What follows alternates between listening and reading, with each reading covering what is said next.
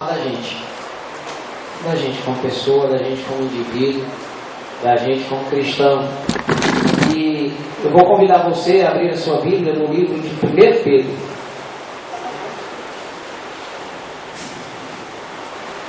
Fica lá no finalzinho do Novo Testamento,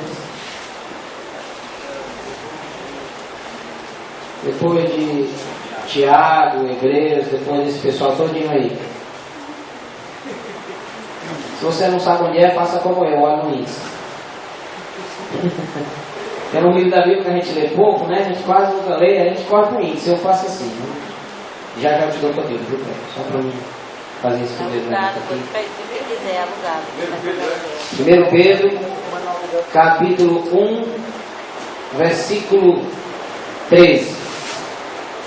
Irmãos, e antes de ler esse texto, eu quero dizer para você o seguinte, que essa carta de 1 Pedro, aliás, as duas cartas de Pedro, deveriam ser livros de cabeceira da gente.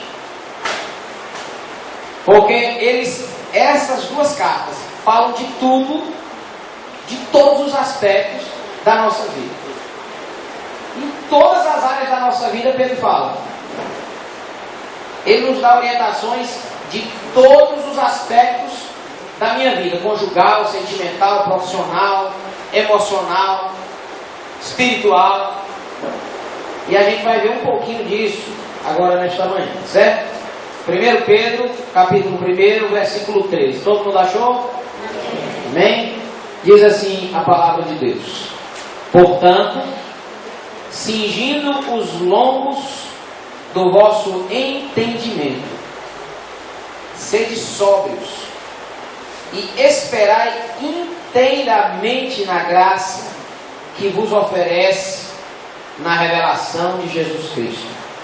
Como filhos obedientes, não vos conformeis às concupiscências que antes vocês tinham na vossa ignorância. Mas, como é santo aquele que vos chamou, sede vós também santos em todo o vosso procedimento. Porquanto está escrito: sede santos, porque eu sou santo. Vamos orar em nome de Jesus. Pai, eu quero te glorificar nesta manhã por mais um dia que o Senhor nos deu, Senhor, de vida. Muito obrigado, Senhor, por esse vento que toca no meu rosto nesse momento, Senhor. Muito obrigado, Senhor, por eu estar neste local. Muito obrigado, Jesus, porque eu sei que o Senhor tem algo a tratar comigo esta manhã. Ó Espírito Santo de Deus, eu não tenho, Senhor, o poder de mudar o caráter, a vida, os pensamentos de ninguém que está aqui, nem os meus. Mas, Senhor, eu sei que o Senhor pode. Eu quero convidar o Senhor esta manhã a se mover no nosso meio, a nos convencer daquilo que precisamos tratar, a nos ajudar, Senhor, a tratar as questões da nossa vida e a nos ajudar, Senhor, a adentrar na Tua presença com o coração aberto, transparente. Nos ajuda, Senhor, nesta manhã a nos expor à Tua presença. Nos ajuda, Senhor, a podermos Te louvar e Te adorar, como disse aqui o Henrique, como verdadeiros adoradores. Retira de nós, Senhor, aquilo que não Te agrada.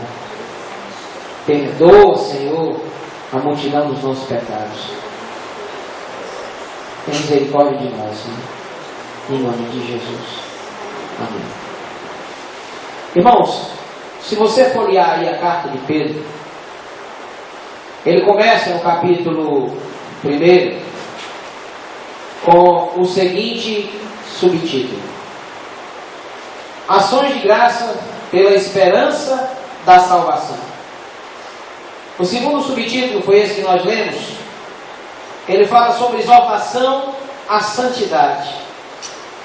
O terceiro subtítulo, ele diz: a boa conduta no meio dos incrédulos. Submissão às autoridades. O quarto subtítulo, ele diz os deveres dos servos cristãos. No quinto, ele fala os deveres das mulheres e dos maridos cristãos. No próximo, ele diz o amor fraternal, a paciência na aflição, segundo o exemplo de Cristo.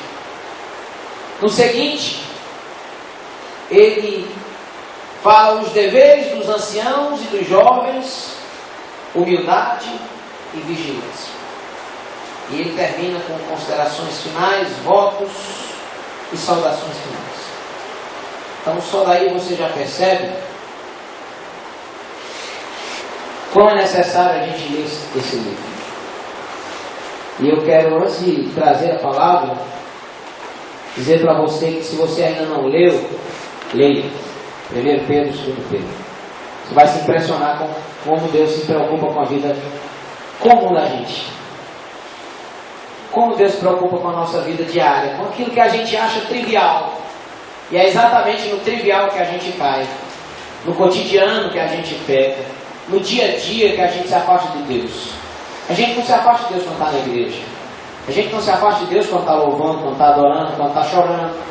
A gente se afasta de Deus quando nem está em casa lavando roupa, lavando prato, levando o menino para a escola, no trabalho. É aí que a gente se afasta de Deus. E Pedro diz para nós aqui, olha, Deus se preocupa com isso. Deus está interessado nesses detalhes de vocês, da gente. E são esses detalhes, irmãos, que vão forjar o nosso caráter, que vão formar a nossa forma de ver, de adorar e de servir ao Senhor. Mas eu quero começar dizendo para você o seguinte, que por causa deste livro, desta epístola, Pedro se tornou conhecido como apóstolo da esperança. Queridos, nós estamos vivendo o Evangelho da graça, da cruz. E a esperança que eu e você temos é que um dia o Senhor Jesus vai voltar para nós. E se você não tem essa esperança, ou se você não entende bem essa questão, aconselho você a procurar entender essa questão. Porque a questão da volta de Cristo, e aí eu não quero ser romântico demais em dizer, como alguns dizem, que a nossa geração não vai ver a morte, porque eu acho muito romantismo cristão, mas eu acredito que Jesus vai voltar para mim, ou nas nuvens, ou na sepultura. Ele vai voltar para mim. E quando esse dia chegar, aquela música muito bonita que a gente ouve o pessoal cantando na igreja, vai valer a pena, vai valer a pena. A gente vai chegar diante dele e vai dizer, Senhor, valeu a pena. Todas as lágrimas que eu derramei, valeu a pena. Todas as lutas que eu enfrentei, valeu a pena. Mas essa era a esperança de Pedro. Pedro tinha certeza no seu coração que todas as dificuldades que ele havia enfrentado até ali era o combustível para ele esperar e ter certeza que aquele Jesus que ele abraçou, que ele viu, que ele andou, ia voltar no mundo. A esperança de Pedro era tão grande, tão maravilhosa, que ele escreveu estas cartas. A mensagem central do livro de 1 Pedro, desta epístola, se resume em uma frase ou duas palavras: crer e obedecer. A primeira coisa a gente até acha fácil, né? É fácil dizer eu creio. O difícil é obedecer. O Kel colocou uma coisa no Facebook essa semana que eu gravei para mim. Se você obedecer, é abrir mão dos seus direitos, é abrir mão da sua vontade, é abrir mão dos seus conceitos. Isso é obedecer. Pedro diz assim: se você crer e obedecer o que está escrito na palavra incondicionalmente, essa esperança vai deixar de ser uma esperança e vai se tornar uma certeza no seu vida. E nós não podemos, irmãos, tratar de família sem tratar da gente. A gente não pode tratar de casamento sem tratar de de cada um de nós como indivíduo, porque somos um universo. A soma destes dois universos formam a instituição mais complexa que existe na face da Terra. É por isso que a família é a base de tudo. É por isso que a família é o nosso maior patrimônio. E vocês já estão cansados de ouvir que quando na família não está bem, todo o resto da nossa vida também não vai ter. E muitas vezes a gente leva as consequências dessa situação para dentro das igrejas, para dentro da nossa igreja, para dentro da obra, para dentro dos relacionamentos. E a gente termina transferindo toda a carga de dificuldades que a gente enfrenta para outras pessoas. E Pedro nos exorta a algumas questões. A santidade de Deus, irmãos, ela está intimamente relacionada com o nosso caráter. E aí eu começo perguntando para você: o que é caráter? A gente ouve muito isso, né? Fulano não tem caráter.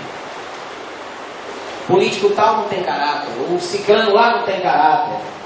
Mas eu tenho caráter. O meu caráter está moldado no caráter de quem? No do meu pai?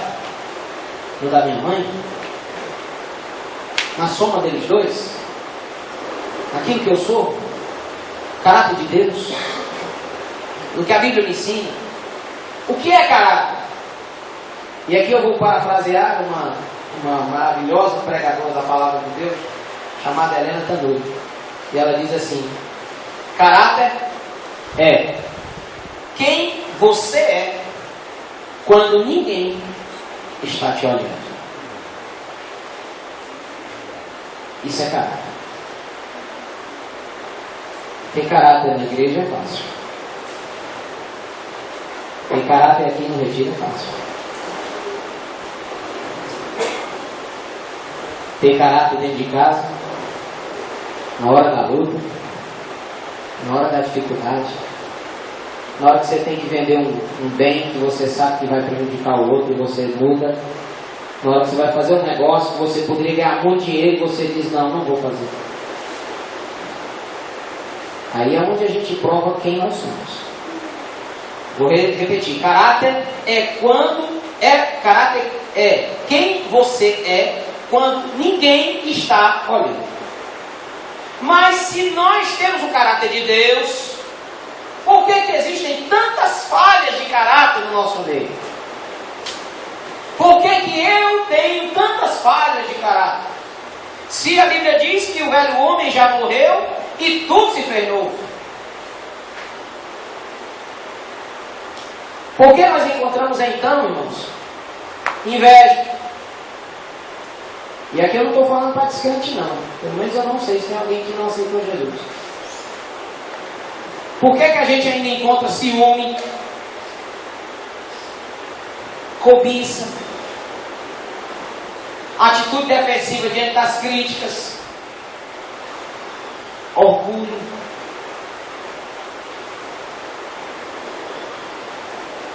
Meu irmão já morreu? A gente não diz isso? Eis que tudo se fez novo. E queridos, entenda, essa não é uma mensagem de chicote, como alguns gostam de dizer, não é isso. Na verdade, a minha intenção aqui é que nós reflitamos sobre a nossa vida, sobre a minha vida, sobre a sua vida. Porque vira e mexe a gente é pego dentro de situações que a gente olha e está dentro disso. E eu não estou falando aqui de perfeição, de forma nenhuma. Eu não estou falando aqui de criar um modelo de perfeição humana, de forma nenhuma. Eu estou falando em nós termos o caráter de Deus na nossa vida. Mas para ter esse caráter de Deus, eu comecei ontem pela manhã aqui no grupo de estudo, falando sobre a semente. A semente, ela para dar fruto, tem que morrer. Quem é agricultor sabe disso, não se planta uma semente, se ela não morrer, ela não gera árvore, não cria raiz, ela não cresce. Ela tem que morrer primeiro. E observe que quando a semente morre, que ela cria a árvorezinha, são vários, né? Tem algumas sementes que se transformam em várias árvorezinhas. São vários frutos. Por isso a necessidade de nós morrermos. Porque, queridos, nós todos estamos caminhando no caminho. No começo da fé cristã, eles não podiam dizer que eram crentes, que eram servos de Jesus, que eram seguidores do Senhor. Então eles criaram uma forma, um código de se comunicarem nas ruas de Jerusalém, de Roma, nas cidades antigas, e eles diziam assim: os do caminho. E quando eles se encontravam uns com os outros nas ruas, eles desenhavam um peixe no chão. É por isso que o peixe é o símbolo do cristianismo. Para saber que o outro não era um agente secreto do Sinédrio, dos fariseus, e queria prender ele. Não era um Paulo da vida, um Saulo da vida. Mas nós todos estamos nesse caminho. E esse caminho não é fácil. Esse caminho não é para pessoas que têm medo. Esse caminho de servir ao Senhor não é o caminho do modismo religioso que a gente está vendo ali fora. E ontem a gente ficou conversando até tarde ali sobre essas questões. Não é a facilidade que apresentaram para a gente, ou que você ouviu pelo rádio, pela televisão, não é aquilo. Tanto é que se você for olhar a vida dos apóstolos, o único que não teve morte martírica ou martirizado foi João. Morreu velho na ilha de Patmos. Mas se você for considerar a questão de Patmos, Patmos não era uma ilha paradisíaca, era uma ilha de trabalhos forçados. E ele foi jogado pelo imperador na ilha para morrer mesmo, abandonado lá. Não tinha amigo, irmão, parente, ninguém que dissesse: tá aí, João, um copo d'água para ti. Ele se virava lá. E foi nessa situação que o Senhor deu a maior revelação da palavra para ele, que foi o Apocalipse. Então, se nós procurarmos conforto para a nossa vida espiritual, para a nossa vida cristã, dentro do Evangelho da verdade, você não vai encontrar, porque Deus não nos ofereceu conforto. Ele nos oferece um fardo que é a nossa cruz. Diz: olha, você quer me seguir? Tudo bem, pega a tua cruz e vem. Tem uns que a cruz pesa mais, tem outros que a cruz pesa menos. Mas é a sua cruz, é você que tem que carregar ela. Deus não vai levar ela para você. Você tem que levar ela. E esse caminho, queridos, não passa pelo caminho da perfeição. Porque tem muita gente que entrou no caminho, começou as dificuldades, e aí a gente vai lembrar do texto que fala das sementes, novamente, que umas caíram no terreno bom, outras no terreno pedregoso, no outro terreno que ela nasceu, mas foi sufocada pelos espinhos. E só uma, dos quatro, né? Dos quatro, dos 5 terrenos, 4 terrenos. Dos 4, só um sobrevive e cresce e dá fruto. Todos os outros ficam pelo meio da história. Então, há muitos que entram nesse caminho e, num determinado momento, eles sentam no meio-fio da história da vida deles e dizem assim: ah, não vou não. Não vou não. Está muito difícil. Pensei que era mais fácil. Disseram para mim que ia ser só vitória, agora é só vitória, agora é só vitória, agora é só vitória, só vitória. Eu não sei onde é que essa menina vive, sinceramente. Eu gostava muito das músicas dela, mas depois dessa eu parei de ouvir, porque eu acho uma pobreza espiritual muito grande da pessoa. E não é assim. Aí o cara está frustrado, sentado no meio-fio da vida, reclamando de Deus, porque ele pensava que ia ser só vitória. E não é. E não é. Quantas vezes a gente tem vontade de parar e desistir? E não é só eu, não é só você, não. É todos nós, irmãos. É do pastor ao zelador da igreja. É do apóstolo ao mais humilde. É do maior e do menor cara que tem na Bíblia. Eles teve uma hora que disseram assim: eu vou parar, eu vou embora, esse negócio é muito difícil.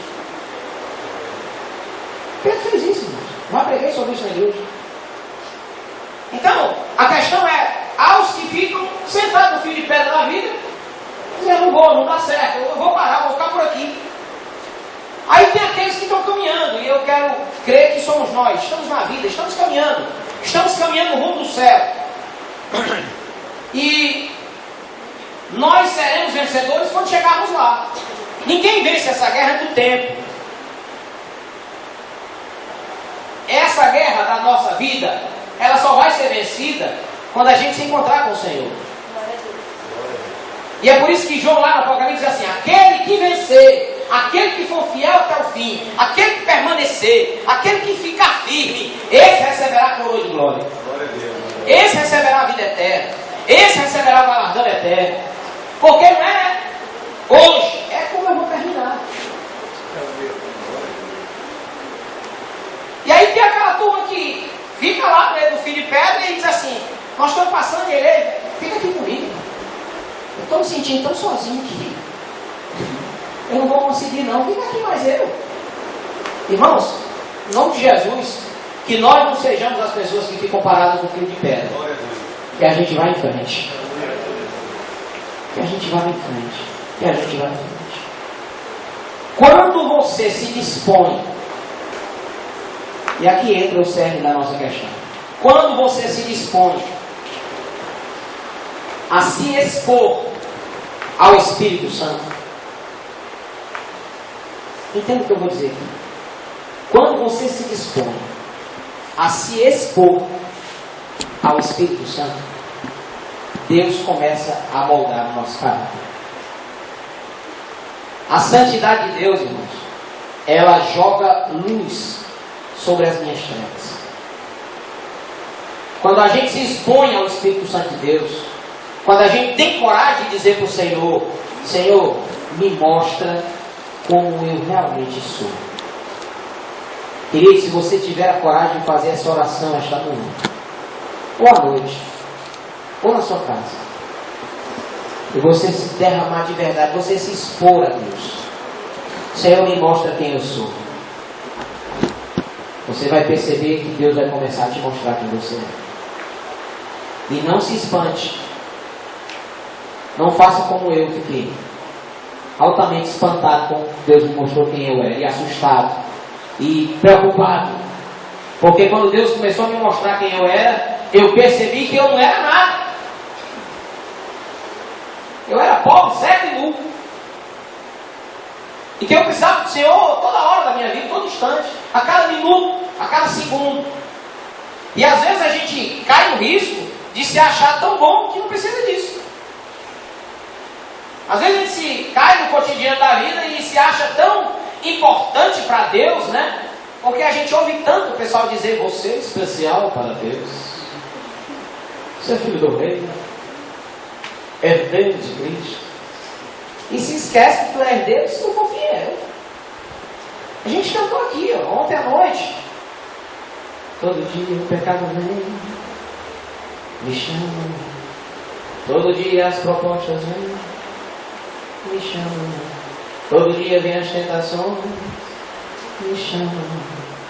Todo dia o pecado vem. Aí tem a questão da escolha. Tem gente que escolhe o pecado. Tem gente que escolhe as propostas. Tem gente que escolhe as tentações. Aí a gente vai fazer como Josué e Caleb. Mas eu escolho Deus. Eu escolho ser amigo de Deus. Essa é a questão, irmãos. O Espírito Santo, ele convence quem nós somos. Não adianta. Por que é que às vezes a gente prega e o outro não muda? E quem convence não sou eu. Quem convence não é o pastor Zaí, não é o pastor Ribeiro. Às vezes a gente fica rouco. Até se cansa de pregar.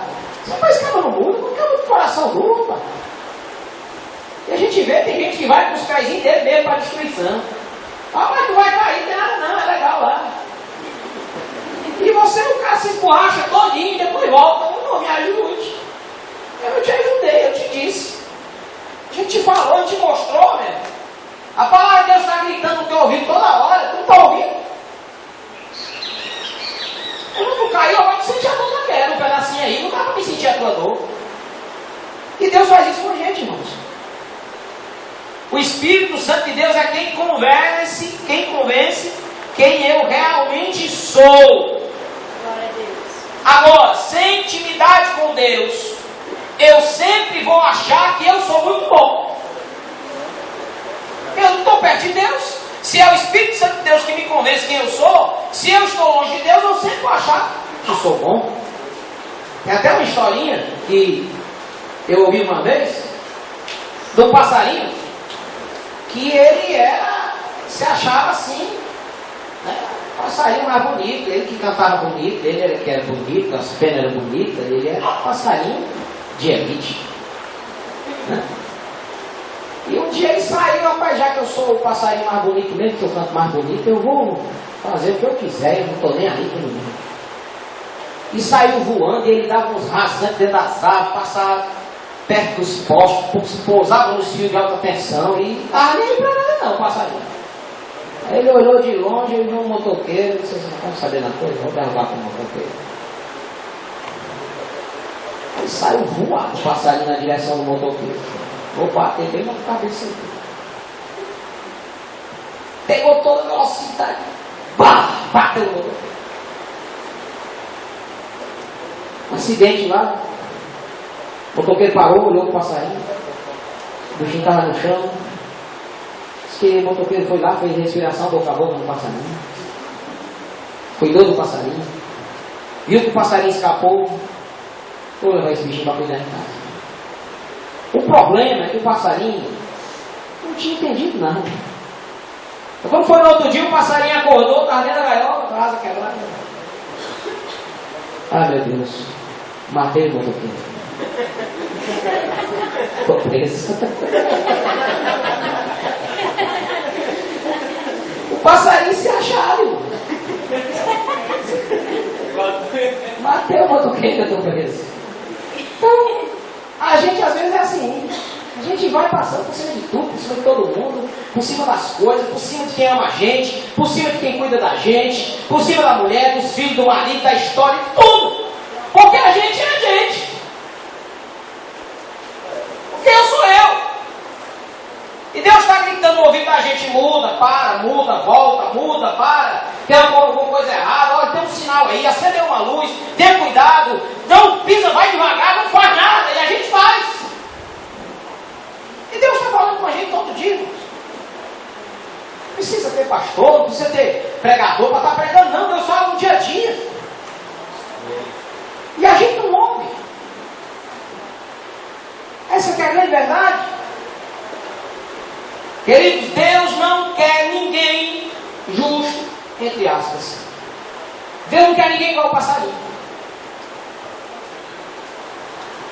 Deus quer pessoas santas. Porque a justiça, se ela não for baseada na justiça de Deus, ela é baseada na justiça dos homens. E aí o problema é todo. Ser santo, ou o santo, ele derrama amor. Se você pisar no pé do santo, ele vai derramar amor. É isso? Se você humilhar um santo por causa de uma caixa de sapato, pastor Ribeiro, ele vai derramar amor. Entendeu? Glória a Deus, aleluia. Mas tem, às vezes a gente diz assim, eu sou crente, mas não sou besta. Eu sou crente, mas meu braço não é. Olha, mas eu sou crente, mas eu não estou morto. Devia estar, irmão. Devia estar, irmão. Devia estar morto. Morto para quê? Para os meus delitos e pecados. Vou voltar de novo para a história. Se a semente, quando é lançada na terra, não morrer, não dá fruto. Querido, se você sair desse retiro com essa coisa na sua cabeça, no seu coração, de que para dar fruto você precisa morrer, a nossa igreja cristã, o Senhor, nossa bandeira, nesses próximos 12 meses, vai ser uma bênção. Mais ainda do que é. E o sonho do pastor Osaí de alargar as tendas vai acontecer mais rápido que o que a gente imagina. Porque às vezes a gente espera que a liderança dê fruto. Ah, porque o fulano é diácono. É diácono, né? É perfil. É pastor, ele não faz nada. Eu tenho que fazer,